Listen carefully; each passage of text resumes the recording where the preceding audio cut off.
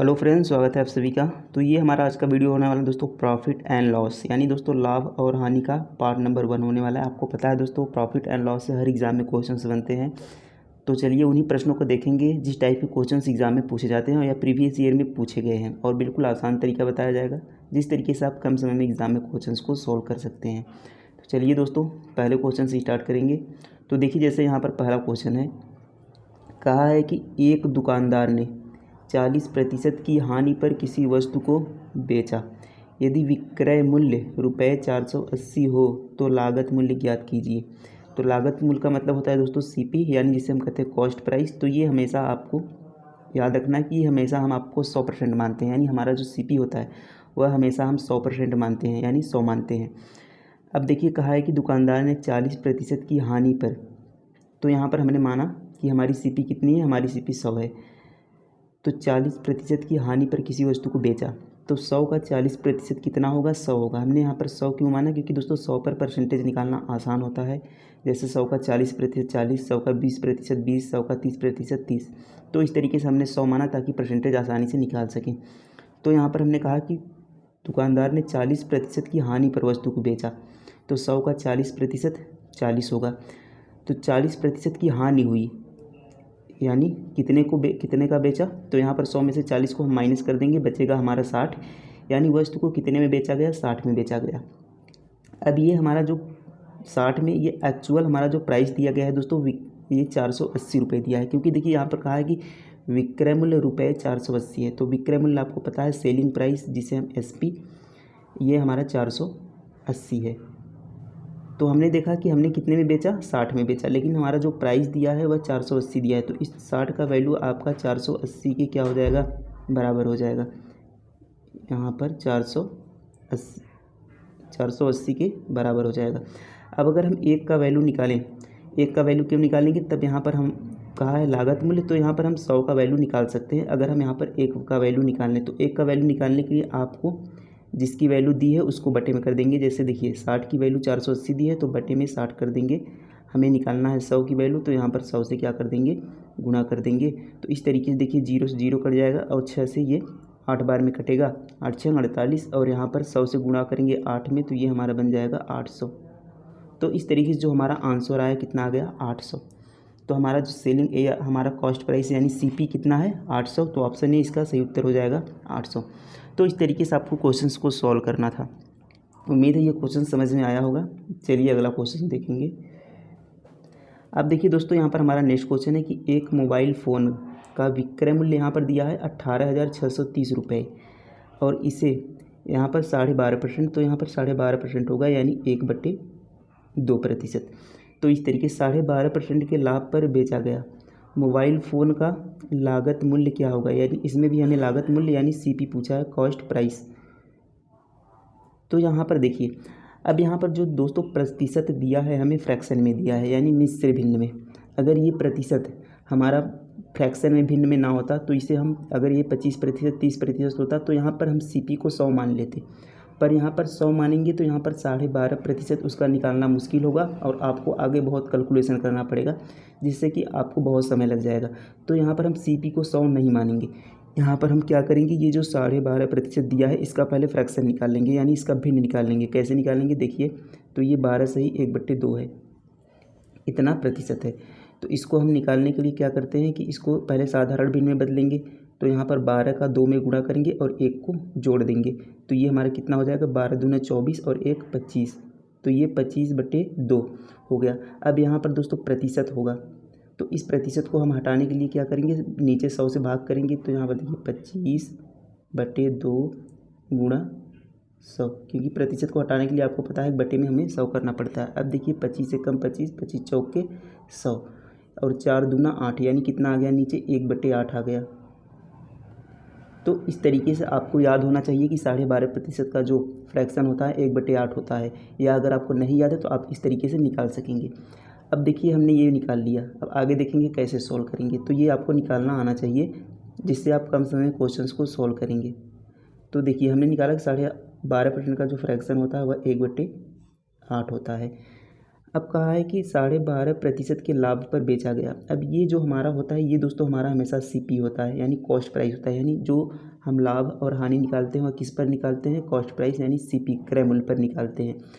तो ये हमारा सीपी हो गया और एक ये हमारा क्या है, लाभ पर बेचा गया है, तो ये हमारा प्रॉफिट हो गया। अगर हानि पर बेचा होता तो ये हमारा लॉस होता, तो ये हमारा प्रॉफिट हो गया। अब देखिए 8 की वस्तु को 1 लाभ में बेचा गया, यानी कितने में बेचा गया, तो दोनों को जोड़ देंगे यानी 9 में बेचा गया।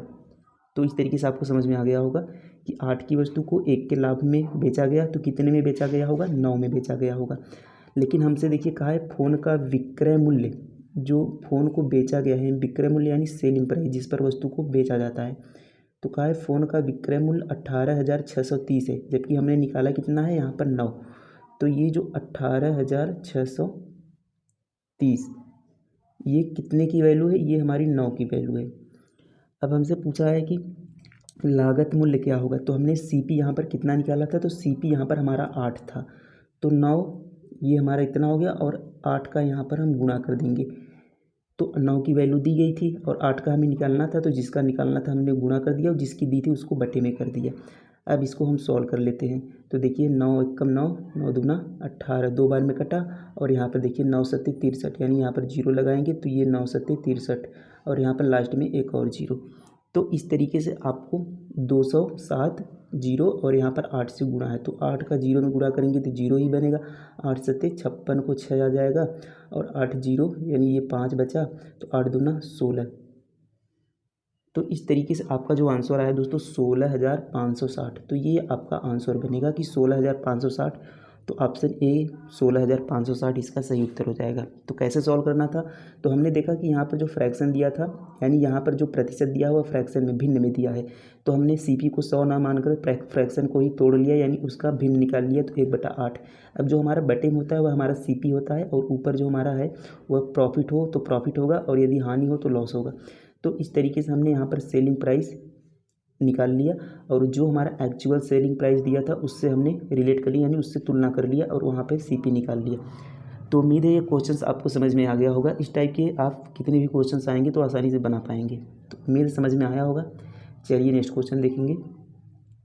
अब देखिए फ्रेंड्स यहाँ पर नेक्स्ट क्वेश्चन है कि रुपये 360 में एक किताब को बेचने पर 10% की हानि होती है। तो आपको बता दें ये सारे अलग अलग टाइप के क्वेश्चन हैं जो एग्जाम में पूछे गए हैं, तो आप इन टाइप को देखेंगे ज़रूर और जो भी PDF या फिर किसी भी बुक से आप प्रैक्टिस करें ताकि आपको अच्छे से समझ में आ सके। देखेंगे क्वेश्चन है कि रुपये 360 में एक किताब को बेचने पर 10% की हानि होती है। तो मैंने अभी बताया था कि हमारी सीपी कितनी होती है, सीपी हमारी 100 होती है, तो हमने सीपी को यहाँ पर 100 माना। अब 10% की हानि, 10% की हानि सीपी पे 10% की हानि, यानी सीपी का 10% 10 होगा, तो 10 की हानि यानी 90 में बेचा गया। और कहा है रुपये 360 में एक किताब को बेचने पर, यानी बेचा गया है 360 में, लेकिन हमने यहाँ पर देखा कि 90 में बेचा गया है, लेकिन एक्चुअल प्राइस कितनी है 360, तो 90, तो यहाँ पर 90 का जो मान दिया गया है 360, तो 360 बटे में हम 90 कर लेंगे। आपको बताया था कि जिसका मान दिया होगा उसको बटे में रखेंगे और जिसका निकालना है उससे गुणा करेंगे। अब देखिए कहा है कि होती है 10% की हानि होती, तो यहाँ पर हमने 90 का भाग लगा दिया। अब देखिए कहा है 20% का लाभ कमाने के लिए किताब का विक्रय मूल्य क्या होगा। तो हमें 20% का लाभ है कमाना है, तो देखिए हम लाभ या हानि जो भी कमाते हैं वह हमारी कॉस्ट प्राइस से तुलना होती है, यानी कॉस्ट प्राइस पर होती है। तो 20% का लाभ कमाना है तो 100 का 20% 20 होगा, तो 20 का लाभ कमाना है 100 पर, यानी 120 में हमें वस्तु को बेचना होगा। 120 में हम वस्तु को बेचेंगे तभी तो हमारा यहाँ पर 100 तो हमारा कॉस्ट प्राइस है और 20% की यहाँ पर हमारा लाभ होगा, यानी 120 में बेचेंगे तभी। तो यहाँ पर 120 की वैल्यू हमें निकालनी है। तो 90 की वैल्यू दी थी और 20% के लाभ के लिए 120 में हमें बेचना है, तो 120 की वैल्यू हमें निकालनी है। तो 0 से 0 कर देंगे और देखिए 9 चौक 36 और यहाँ पर 12, 120 का 4 में गुणा कर लेंगे तो 12 चौक 48 और एक जीरो हमारा लगा है, यानी 480। तो ये दोस्तों हमारा आंसर होगा 480। तो ऑप्शन नंबर बी इसका सही उत्तर हो जाएगा 480। तो उम्मीद है ये क्वेश्चन भी आपको अच्छे से समझ में आया होगा कि किस तरीके से प्रश्नों को सॉल्व करना है। चलिए अगला प्रश्न देखेंगे। अब देखिए दोस्तों यहाँ पर अगला प्रश्न है कि एक वस्तु को रुपये 2400 में बेचने पर 20% का लाभ प्राप्त होता है। तो उसी प्रकार मैंने बताया कि CP हमारी कितनी होती है, 100 होती है। तो 20% का लाभ होता है, यानी वस्तु को कितने में बेचा गया, तो SP हमारी कितनी हो जाएगी, 120 हो जाएगी। SP हमारी कितनी SP हमारी कितनी हो जाएगी, 120 हो जाएगी, क्योंकि 20% के लाभ पर बेचा गया है। और जबकि हमें कहा है कि 2400 में बेचने पर, तो 2400 यानी 120 में हमने बेचा, और एक्चुअल प्राइस जो कहा है 2400 में बेचने पर, यानी जो 2400 120 का हमारा वैल्यू हो जाएगा। तो 2400 बट्टे क्या कर लेंगे, 120 कर लेंगे। अब देखिए हमें निकालना क्या है, कहा है कि यदि इस वस्तु को रुपये 2600 में बेचा गया होता तो लाभ प्रतिशत क्या होता। तो अगर कहा है कि वस्तु को 2600 में बेचा गया होता, तो हमें सबसे पहले क्या निकालना होगा कि इसका कॉस्ट प्राइस यानी क्रय मूल्य कितना है, तब हम बताएंगे कितना लाभ या हानि हुआ, क्योंकि हमारा जो लाभ है हानि होता है वह हमेशा क्रय मूल्य पर होता है। तो हम सबसे पहले क्रय मूल्य निकालेंगे। तो क्रय मूल्य कैसे निकालेंगे, तो क्रय मूल्य हमारा कितना था, 100 हमने माना था, तो यहाँ पर 100 का हम गुणा कर देंगे।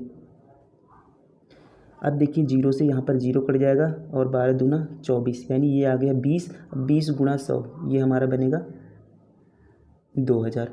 अब हमने निकाल लिया कि हमारा जो क्रय मूल्य आ गया वह कितना आ गया, 2000 आ गया। अब कहा है कि वस्तु को 2600 में बेचा गया होता तो लाभ प्रतिशत, तो 2000 की वस्तु को 2600 में बेचा गया होता तो कितने का लाभ होता, हमें 600 का हमें लाभ होता, क्योंकि 2000 वस्तु की 2600 में बेचा गया, तो 600 का हमें क्या होता, लाभ होता। अब आप एक चीज़ ध्यान रखेंगे कि जो लाभ और हानि हम निकालते हैं वह हमेशा किस पर निकालते हैं, तो हमेशा वह क्रय मूल्य पर निकालते हैं।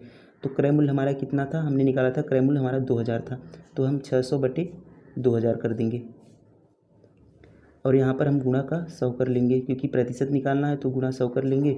अब देखिए 2 जीरो से यहाँ पर 2 जीरो का कट जाएगा, और यहाँ पर 1 जीरो से 1 जीरो, यहाँ पर 2 से काटेंगे 30 बार में, यानी इसका जो आंसर आ गया 30%। तो 30% हमारा इसका आंसर हो जाएगा। ऑप्शन नंबर बी इसका सही उत्तर हो जाएगा 30%। तो इस तरीके से इस प्रश्न को आपको सॉल्व करना था। उम्मीद है समझ में आ गया होगा। चलिए अगला प्रश्न देखेंगे।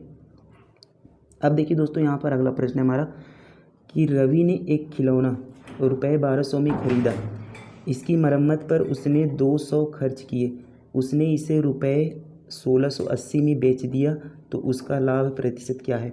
तो आप एक चीज़ ध्यान रखें कि जब भी किसी वस्तु पर मरम्मत के लिए कोई चीज़ खर्च किया जाता है तो वह हमेशा क्रय मूल्य में जोड़ दिया जाता है, यानी कॉस्ट प्राइस में हमेशा उसे जोड़ दिया जाता है। तो रवि ने कितने में खिलौना ख़रीदा था, तो ये 1200 में ख़रीदा था, यानी हमारी जो कॉस्ट प्राइस CP होगी, क्रय मूल्य, वह 1200 होगा। अब देखिए इसमें कहा है कि उसने 200 खर्च किए, मरम्मत में 200 खर्च किए, तो इस मरम्मत वाले जो 200 है इसको हम CP में जोड़ देते हैं, यानी जो भी मरम्मत के लिए खर्च होता है उसको हम CP में जोड़ देते हैं। तो यहाँ पर 0 0 2 2 4 1, यानी 1400। अब देखिए टोटल हमारा CP कितना हो गया, 1400 हो गया। अब देखिए उसने इसे रुपये 1680 में बेच दिया, तो 1400 की वस्तु को 1680 में बेचने पर कितने का लाभ हुआ, तो हमें 1400 की वस्तु को हमने 1680 में बेच दिया, यानी 14 2 16, 200 ये और 80, तो 280 का हमें लाभ हुआ। पर उसने हमें क्या पूछा है कि लाभ का प्रतिशत, तो हमें प्रतिशत निकालने के लिए क्या करना होता, कितना लाभ हुआ 280 का, कॉस्ट प्राइस पर हुआ, तो कॉस्ट प्राइस हमारा कितना था, तो हमने देखा था कितना हमारी तरफ से पैसा टोटल लगा था, 200 मरम्मत का और 1200 जिसको वस्तु को ख़रीदा था। तो इस तरीके से टोटल हमारे पास से जो पैसा आ गया 1400, तो ये 1400 हमारा कॉस्ट प्राइस हो जाएगा, यानी 1400 रुपये बटे में लग कर देंगे, तो 280 बटे 1400 हो जाएगा, और यहाँ पर गुणा 100, प्रतिशत निकालना है तो गुणा में 100 कर देंगे। अब देखिए जो 0 से 0 कट जाएगा, 14 दूना 28, तो इस तरीके से आ गया हमारा 20, यानी 20% इसका क्या हो जाएगा, हमारा आंसर हो जाएगा। तो 20% ऑप्शन नंबर बी दोस्तों इसका सही उत्तर हो जाएगा। तो उम्मीद है ये सारे प्रश्न आपको अच्छे से समझ में आ गए होंगे और आपको तरीका पता चल गया होगा कि किस तरीके से हमें क्वेश्चंस को सॉल्व करना है। तो वीडियो कैसा लगा दोस्तों कमेंट में ज़रूर बताइएगा। Thank you.